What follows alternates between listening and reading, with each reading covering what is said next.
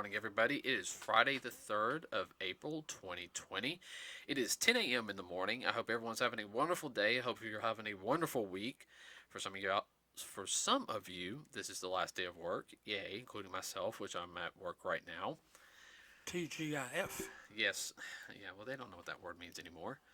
Uh, Sorry, I'm thinking of the old TGIF, block on. Oh, I know. Okay, so today, like I said, we're gonna have a little happier subject talking about this time. Nothing dealing with the virus that's going on, because I know there's a lot of stuff going on that. More than enough. Yeah, I'll keep on. We'll keep doing updates every now and then on it. But today we're going to talk about something a little more cheerful, something that I like to do. We're going to talk about fan films in the industry. Now, I would have to sit there and say fan films, probably in the past decade, have really boomed because I didn't really see many when I was, when I moved out for a while, and I was doing college online. I didn't really see that many. It wasn't until I had to say probably about 2010, 2009, I started seeing them pop up. Uh, Well, you didn't have time either. Your screen time was dedicated to study time. yeah, study time and playing the PlayStation 2 in between working on stuff. Write a write a 10-page paper. You know what you do? You have PlayStation right there. You play 5-10 minutes of PlayStation or Nintendo, and then you write about a paragraph or two. Go back to playing a little more PlayStation, and then you go back and edit it. And that's how my weekends were. A lot. And studying. A lot of studying. But anyway, besides that.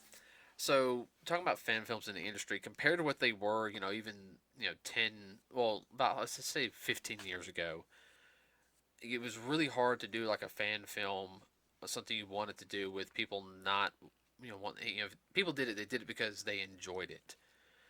It was a lot harder to get your fan projects out there for people to see, maybe expose yourself if you're wanting to get into the film industry or even just doing something behind the scenes, forefront or in the behind the scenes. It was really hard to do. I will say YouTube has probably helped out a lot with that. Anything you want to add? No, I'm just thinking you're right on that. YouTube actually making a production yourself and then trying to market it by putting on DVD or whatever platform. Just YouTube has just exploded it. Yeah, I mean, and there's like I said, there's fan projects which are usually licensed or licensed properties, and they don't make money out of it. They just do it because they love the content. They might have their own version of the story they want to try to get out there, or even take an existing part of the lore and then try and hey, we're going to take Expanding on it. expanding on it or putting it into film format. I know. Let's see. I'm trying to think on top of my head on. I know a lot of people, especially. I had to really have to sit there and say I know a lot of people used to do a lot of Star Trek stuff. Like they used to meet with their R- RCV, the camcorders, and they used to do Star Trek stuff because we've seen a ton of that stuff at the conventions we've been at. People do like their own Star Trek little projects, little series, and they do it for fun, and they didn't expect anybody to see it. These things were done like in the '90s, and there's like now with the internet and everything, people can actually see the stuff me and my friends did, for fun. I actually think there's a voice actor, and I actually got to look it up. I follow him on Twitter and everything else, but the voice actor Vic Mignogna, he actually does a Star Trek series, like a original Star Trek series, from like where Captain Kirk was and everything. Mm-hmm. He's in that time frame. Now I haven't seen it. I know he's a big fan of Star Trek, so he has like his own little like web series, which I'm not 100% sure on where it is. I would have to look it up for us. Yeah, please do, because I'm a Star Trek fan. Yeah, I know you're a little tired, but don't be afraid to interject on Oh, something I know. because I'll get cottonmouth really, really fast. Well, what I've noticed about the fan films with with YouTube being used as a platform, people are more prone. Well, I wouldn't say prone. They're more willing to try something and put it out there, even if it is goofy and silly and looks amateurish. It doesn't matter. I mean, who cares? They're doing it for fun anyhow. And sometimes something that doesn't look too professional actually goes over better. Yeah, I mean, I've seen a couple of ones that are very low production budget and are done very well. I've seen some that are. I think there was one I seen that I think they spent about $2,000-3,000 on altogether. I had to pull it up one time, one night, but it's like a crossover. It has like Star Wars, Star Trek, um, Mass Effect in it, and I think there might be one more. I can't remember, but it was like a short little film, and it was actually good. And I'm sitting there looking at like I mean, I was really really impressed, but I would have to say like, and we watched one earlier before we started the podcast, which was we actually watched what's it 1, 2, 3, 4, what 5? Yeah, we watched five, Five. 5 different ones, and the first one was Street Fighter Legacy, and that was dealing with Street Fighter, Ken and Ryu, um, and the production quality was higher than the second one we watched. Yeah, it was done by the same people. No, it wasn't. Oh, you're talking about the second. Okay. No, I'm talking about the very first one we watched. Yes. No, that one, I do know the guy who did. I can't remember his name on top of my head, but I can pull it up. I follow him on. Oh, you're talking about the second film. Yeah, the second film was different. Yeah, no, the second. I'm talking about the first one. Okay. I'm having to look up the actor's name. I hate that. Huh. Yeah, it was a different production company on the second one. Yeah, can you believe it was actually done? It is known as a British web series. The second one, but no. Ta-ta-ta. Yeah, well, the guy who, let's see, it was Christian Howard. He was the Ken in the first one.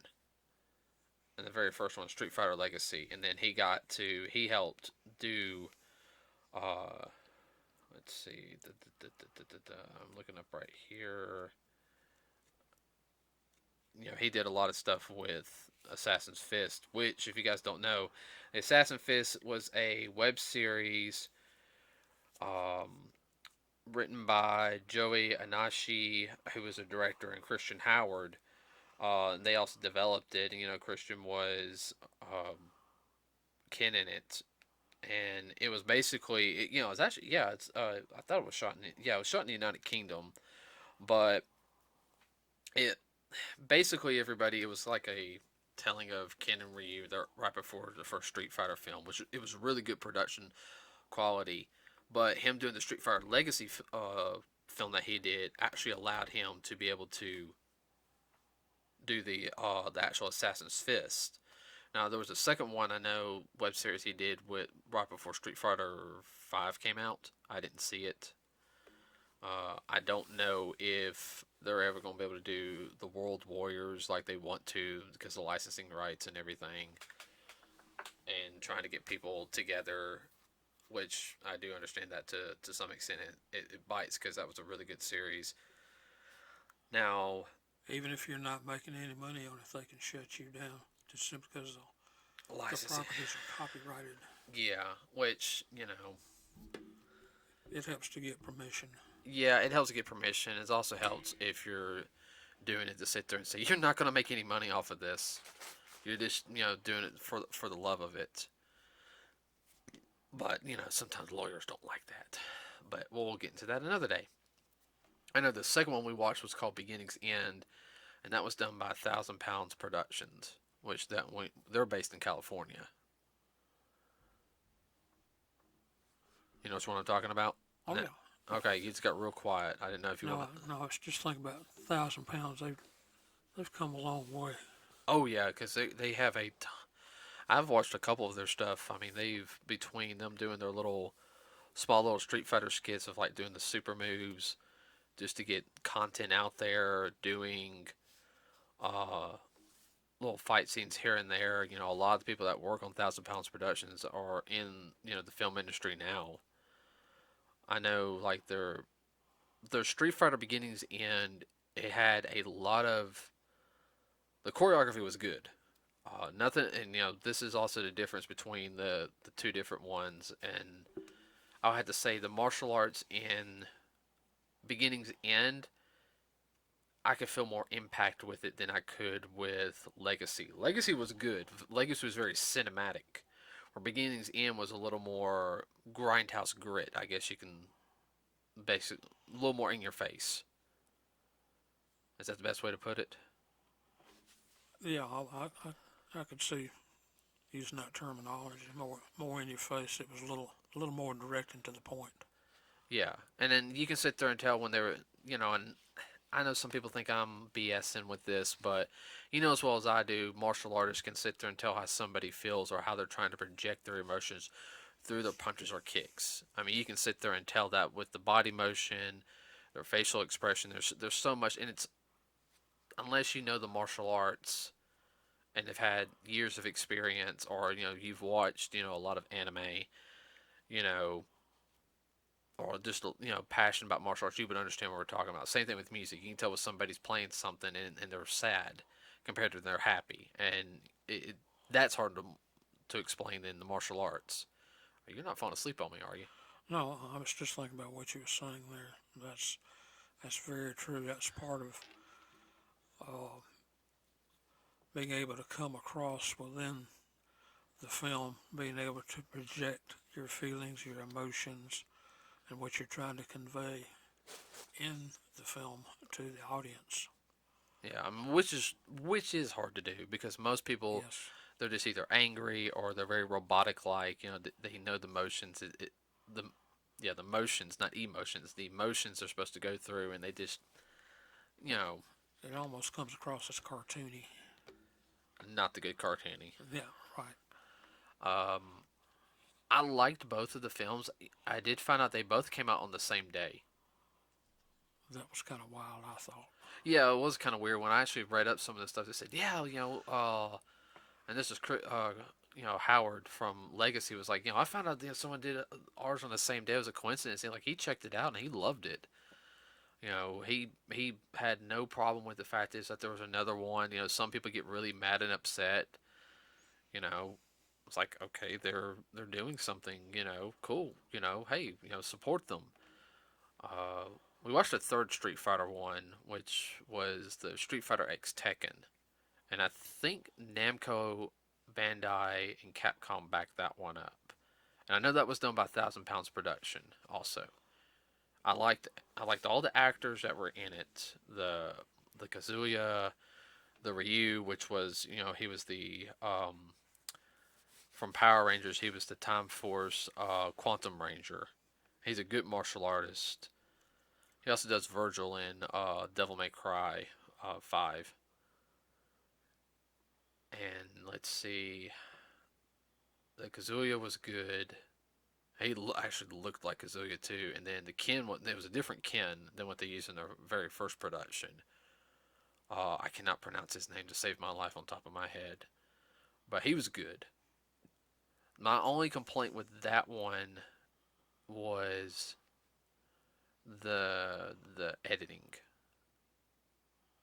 But other than that, it really Yeah, the post production. yeah, some of the editing was real choppy on the during the fight scene, but to me that gave the convince that hey, this game of Street Fighter, no, it was Street Fighter X Tekken's coming out. Uh, Allergies.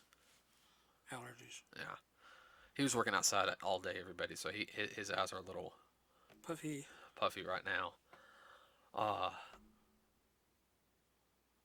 like I said, it was other than that, I mean, it very much got the point across, and going from a couple years later, just having that little Street Fighter film, and then having a major company sit there and say, "Hey, make a fan film for us to help promote our new video game that's coming out." Well, that's a step to a paycheck right there. Yeah, and I know the song that you heard when Ryu gets thrown out of the dojo. That's called, that song is "Honest Eyes" by Black Tide. They're an actual band, and that was actually the theme song for Street Fighter X Tekken. There again, that was a paycheck. Oh yeah.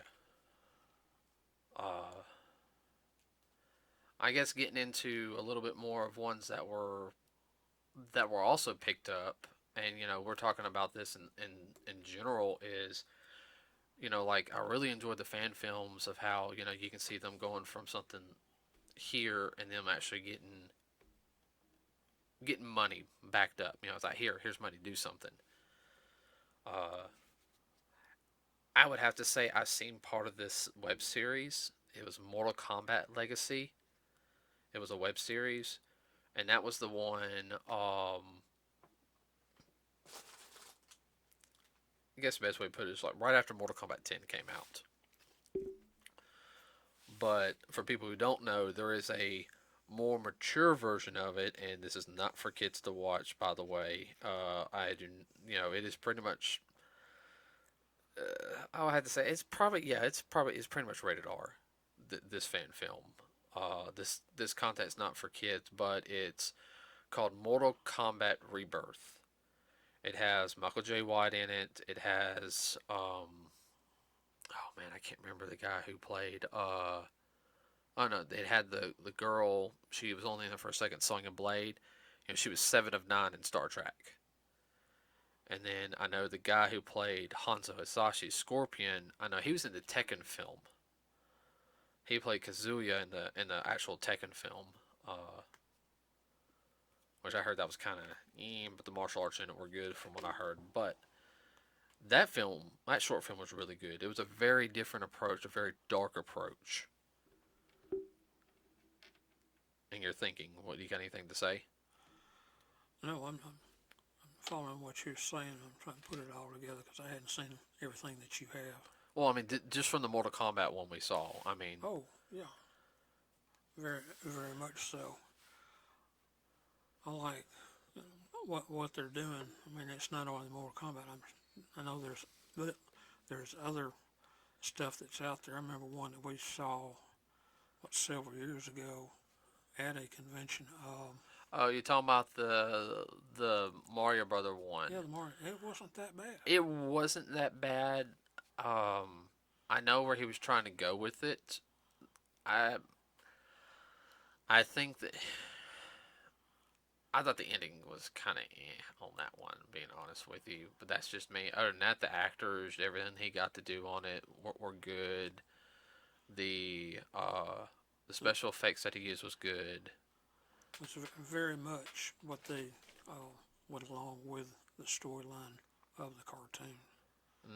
Kind of. He was.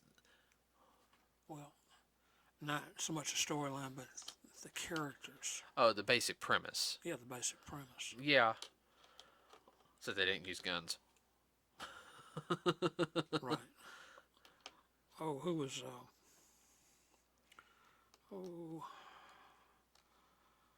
Capsuloid. Who's the one paid actor they had in there? Who? From Ghostbusters. Ernie Hudson was not in the film. I thought it was. No. The guy who they got playing Donkey Kong kind of looked like Ernie Hudson. Okay. No. Ernie Hudson was at that convention, though. Yeah. Because that was your very first convention. That's when we also got to meet Mr. Bellman, who just recently passed away. Yeah, Ernie Hudson, he's a super, super nice guy. Yeah. If you ever get to meet him, you can't ask for a nicer individual. Oh, yeah. Oh, no, he's definitely a real nice guy. Wish we got his autograph, but we'll get that next time. Yeah. I have to say, as somebody who's done, film work, mostly extra stuff, and tried to produce a couple of fan films. It's a lot harder than what people think they are. It's a learning experience. You look at what you'll always have that one or two bad ones. You're like, oh my gosh, what were we thinking? Or not thinking at the Yeah, or time. not thinking. You try and experiment, and you just kind of sit there and don't erase it from your history. But at the same time, it's like, yeah, we did that one. We have no idea what we were thinking. We were trying something new. It did not turn out like. We'd all been up 48 hours and decided to do this. Oh, that's like the second episode of the pre-Shinto like little series. Like that second episode, I don't like. Like, sorry, Jacob. I know it's something you wanted to do, but I didn't like it. It just didn't. It deviated too much from what we were originally trying to go for with that. Which we're now working on the pilot episode to see if we can send it to CW or not. Me and Marcus are. Well, the whole thing too is getting the people together. That's the major problem, is finding the time when everybody can come together in order to work on dialogue or work on the action scenes or whatnot, and then getting the camera people there, getting everybody there at the same time. That's a major. If you're looking around 10 minutes of film, you're looking at probably 3 to 4 days worth of production. That's just shooting. That's not that's just shooting. That's not post. That's not post, and that's not pre-production. Now I'm a pre-production person. And I like getting because I help set up I'm one of the people that have set up the stories for any stuff that I've tried in the past. And yeah, I mean you see it yourself. I can get everything set up, but then when we get there, it's just kind of like you didn't do this, you didn't do this. It's like. Oh no, it's raining. Or yeah. Well, it's like, let's see. I've tried 2 Naruto fan films, and that first one, yeah, there was too many people trying to be too many chiefs and not enough Indians, as they say, and that's not a racist comment. That means or anything. That is just basically like too many people are trying to be in charge. Too many bosses and not enough employees. Yes, thank you. That's actually a better way to explain it. Yeah. And I had problems getting my communication across because they weren't listening to me in a sense. I got this idea, I got this idea. Okay, and then the second time we tried something, which on my end was all done, like the fight scene and everything, but I had 2 camera guys, and they had 2 different ideas, and one actually had experience working on actual films, and the other one had less experience, and it was that was a nightmare. That was fiasco. That was a good learning process for me. And lower my Sakura in that one, that's the first time I met her in real life, because we were Instagram fans, and she saw me blow up that day. You remember what Kate had that look like? Oh my God, he's a psychopath. Yeah. I mean, I lost my temper that day because she thought you were gonna rip somebody's head off. I almost did. So I pretty much understand when I hear this. The director's being a jerk. Did you do what the director said? No. Okay, then he has every right to be a jerk. And then there's always a post-production problem. Oh, post-production problems. Oh, jeez. Yeah. Post-production, like that's not the way it was supposed to be. Or my favorite thing is the Luke Cage Iron Fist one that we did. Oh Lord. There was one line I had to dub because we were dubbing our lines, so you could hear us because we didn't have like mic things. Okay, you could hear us, but we couldn't, and so we spent I think about 4 or 5 hours dubbing it. Like both mine and Marcus's lines for during the fight scene, and Jacob got really mad because I knew what my line was, and it was basically said, "So you can get new shoes, but you can't pay me." And the way I was saying it was kind of rhyming. It's like, "So you can get new shoes, but you can't pay me." And he got mad. No, quit rhyming it. I was like, "You can get new shoes, but you can't pay me." And I was like, "Jacob, the words just kind of flow like that." And I mean, we spent a good 10 minutes in an argument on that, and like Marcus was like, I said, listen to it, and I said, and it's literally, and I'm trying to convey, it's like, so you can get new shoes, but you can't pay me. I can't remember how it said exactly, but it was just kind of like I was fussing at Marcus at the same time, and it was a little rhyming in, and I didn't even intend for it to be like that. But we Just spent, the way it came out.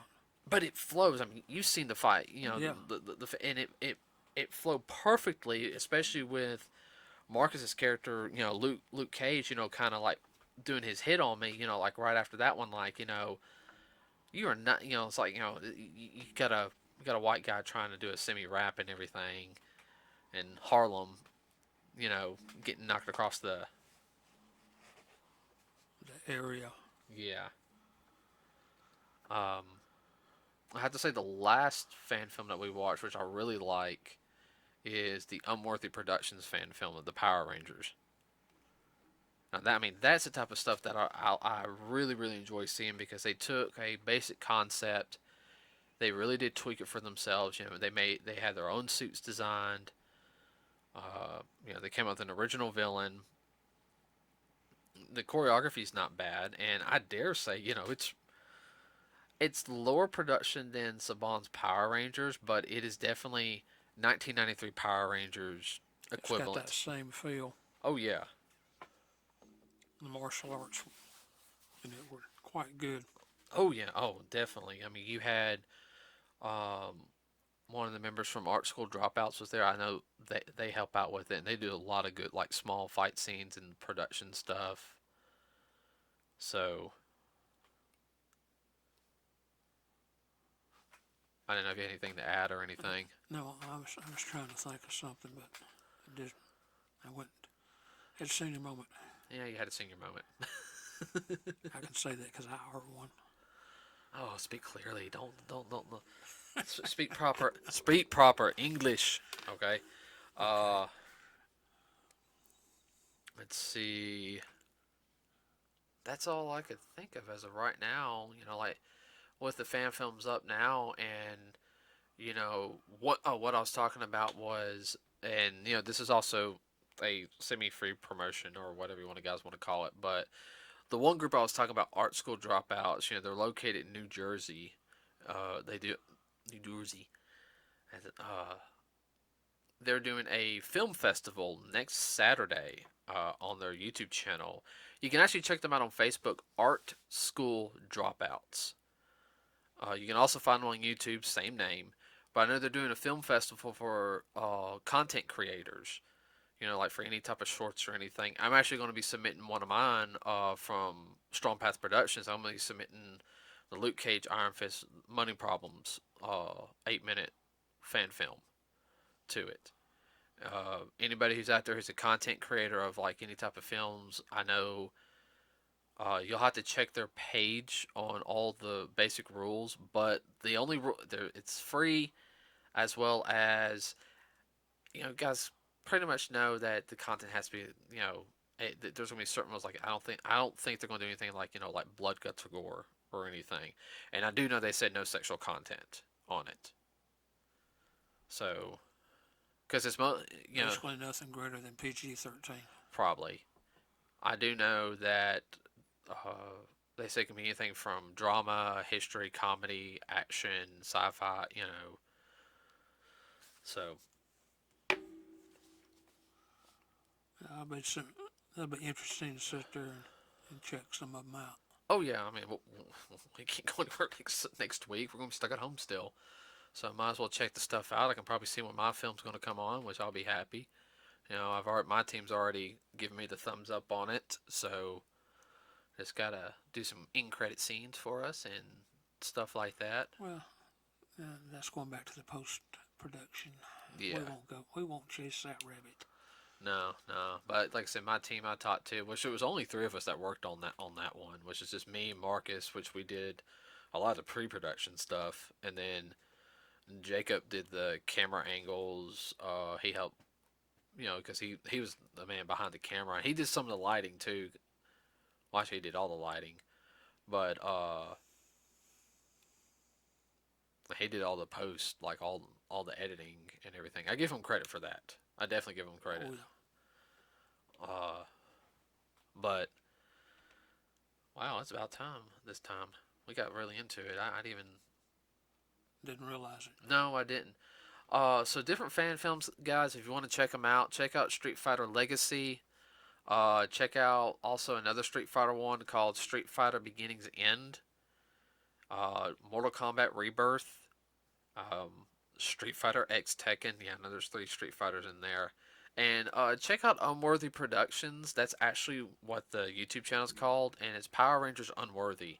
It's a really good series. They're up to 3 episodes right now. They're working on episode 4. It's if you've read the Boom comics, it has a little bit of stuff dealing with the Boom comics. I will say this, it is definitely a fan series, but you can tell they put a lot of heart and soul into it. So definitely go give them a check out on that. Check out all the people there, any content creators, guys, support them because you never know when they could be, on the big screen. And I will say this real quick. I do know the guy who played Ryu in Assassin's Fist. I think his name is Mike Rue, and I actually do follow him on Facebook.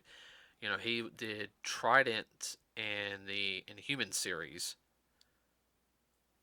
The fish Inhuman. Yeah, I know who you're talking about. Yeah. And he just got through on the movie Once Upon a Time in Hollywood. What's his name? Quentin Tarantino film. He did Bruce Lee. Yeah, so like for him, he really lived up to Bruce Lee, so he got to portray Bruce Lee in that film. So, with that said, everybody, real quick reminder. Also, make sure you're washing your hands. If you're out and about, just go get the essentials. Don't go hanging out. Or some parts, people are not listening to that aspect. They're hanging out in big areas. Guys, this is a very, and depending on which state you're in, they're really cracking down. yeah. And then New York is going to start, I think, arresting people in Central Park. Yes. Same thing with Chicago, I think. But guys, this is actually, it is really serious. It's gotten a lot worse. I've barely left the house this week. I've only left maybe go get some food through the drive-through, or going to Walmart. I'm in and out of Walmart in less than an hour. That's just usually because of the lines. I'm having to find something. I'm not hanging out around in there. Drink plenty of water. Keep yourself hydrated. Make sure you're eating your vegetables to help keep your zinc levels up. Take your vitamins. Take your vitamins. Take your vitamins. Take your vitamins. That would help out, boost your immune system. So if you do start catching something, your body can already start work on fighting it off. I'm trying to think. Is there anything else real quick? No, that's the only thing. Okay, everybody. On Monday, we will start on our review of the DC Cinematic Universe. Okay, we will start off with the very first film, Superman, the Man of Steel. So we'll discuss that a little bit more in further detail, and then we'll go from there. Is that all that you can think of, Dad? That's it. Okay. So with that, everybody, we are out.